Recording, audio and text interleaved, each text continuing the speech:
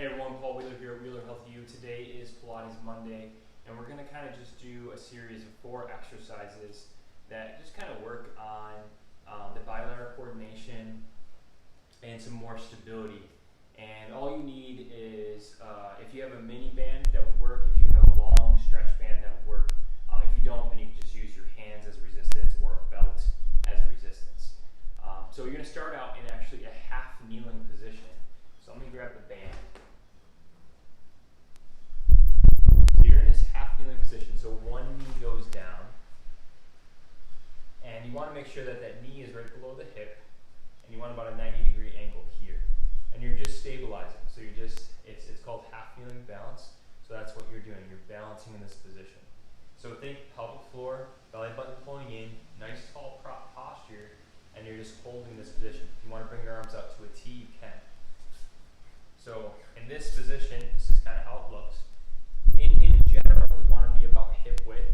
Now, if you want to challenge this position a little bit, you can narrow your stance. So I'm bringing my foot over, so now it's like I'm trying to balance on like a balance beam.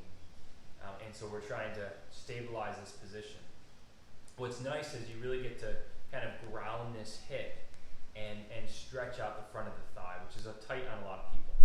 So you're just holding this position. You're going to hold this position for 30 seconds. So that's the goal. Okay?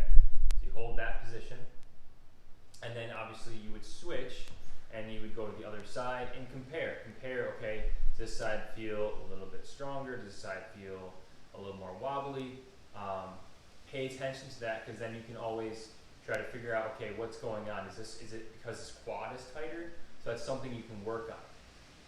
So you're always kind of assessing each exercise. When I teach people here, I'm assessing whether they're what's happening with their bodies during each exercise. And that's kind of how I progress them, or change their program, or work on their soft tissue to make their bodies work a little more efficiently. So that's the half kneeling balance exercise. Next, we're going to switch it up. We're going to go on to our back. And if you have a mini band, you're going to put this around your knees. If you don't have a mini band, but you have a long band, we'll call it, you can wrap it. You can wrap it maybe twice, and you can either tie it, or a lot of times I'll just hold it in place. Okay, so those are the 2 options. The other option is, if you have a belt, you can put a belt around your thighs, on your back. I'll show you. You can resist with your arms. So in this position, you can see the band, and all we're trying to do is we're going to go into that same shoulder bridge that we did before for stabilizing the core in different positions. But you're going to inhale. On the exhale, you're going to engage the pelvic floor, hold the abs in, fire the glutes, and you're pushing the band apart as you lift up. So it's just inhale as you lower, exhale, engage those glutes and lift those hips. Pelvic floor, abs, glutes, and we're activating a little bit more into those deep external rotators of the hips as well. Okay, so from this position, I just want to see my butt, but you can see my legs start about here. As I lift up, I start to push out.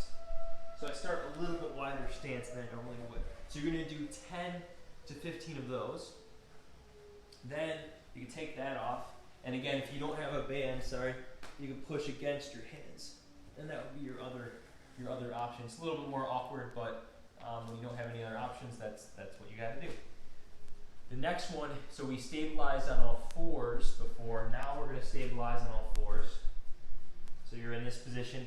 Hands are right below your shoulders. Make sure you screw those elbows in, so those biceps are going to kind of face forward. Knees are right below your hips, pelvic floor, abs. And you're just going to inhale, exhale without changing the position of your body. You're going to inhale, exhale, just lift your left arm.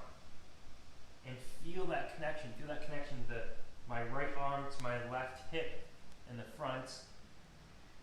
And then you're working on more of the back line and the opposite.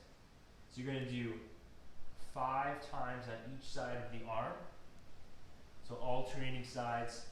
Feel the difference in the pressures and the engagement.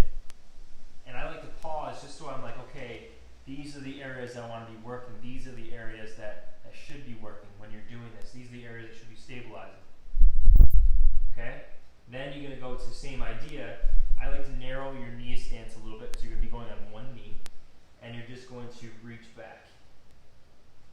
Now the progression of this is you would lift your leg, but you just do what works best for you. The main thing is that your hips are not shifting. So if you see me from this kind of semi-side, I don't want my hip going out. I'm keeping my hip in. So that hip is strong, and we're strengthening it. We're strengthening it, and we're stressing it in a good, strong position. Okay? And then you bring that knee back, and then you reach the opposite leg. Again, making sure that you can kind of do a weak hip, strong hip, just to make sure that hip is not sinking out to the side. The hip is staying in. Okay, so you would do 5 on each side for this. Again, you can progress to that leg lifting just a little bit. It's just like a little hover off the ground. We don't want to go too high because then our back might arch. Okay, so 5 on each side for that. And then the last thing I want you to work on is kind of taking those the contralateral, the rotational patterns, the bilateral coordination that we talked about, and we're going to take it to walking. And so we want to walk with opposite arm, opposite leg. And you get a very natural, might not feel natural right away, but a really natural, you're not forcing it, and you're not reaching too far across, but you want that counter rotation, right? As my left arm goes forward, my right hip goes back, and vice versa. So we're working on that rotation.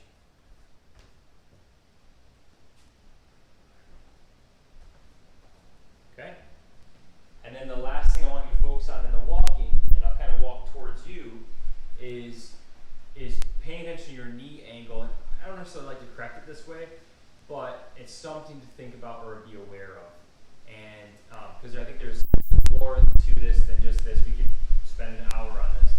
But making sure that if you watch my knees, you want to make sure that the knees don't start to kind of collapse in, right? So, and that's, in my mind, it could be a foot issue and probably a foot and knee issue, or foot and hip issue.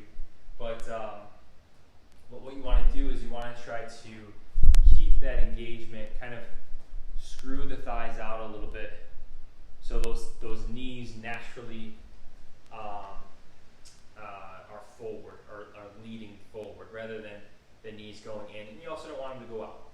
So keep that in mind. Just pay attention to your walking. Pay attention to what's going on when you walk, rather than just going out for a walk. See if your arms are swinging. See if your hips are moving. See if it's one arm, one leg. Are you kind of wobbling side to side? Pay attention to all those things, and then we can kind of try to reassess and work on walking more efficiently, walking better, and overall benefiting the body. All right, that's it. Let me know if you have any questions.